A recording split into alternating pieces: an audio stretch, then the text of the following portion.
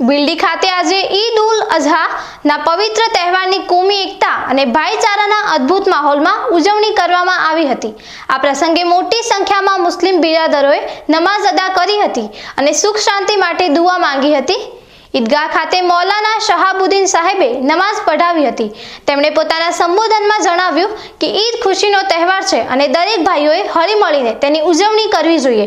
તેમણે હઝરત ઇબ્રાહીમ અને હઝરત ઇસ્માઇલની કુરબાનીને જીવંત રાખી કુરબાની કરવા પણ અપીલ કરી હતી।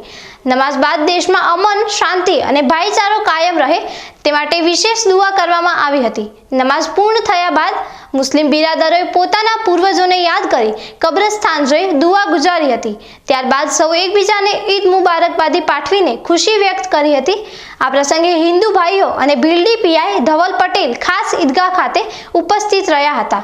તેમણે મુસ્લિમ બિરાદરોને ઈદ મુબારકબાદ પાઠવી હતી, જે બિલડીમાં જોવા મળતી કોમી એકતા અને સામાજિક સૌહાર્દના દ્રશ્યોને વધુ ઉજાગર કરે છે।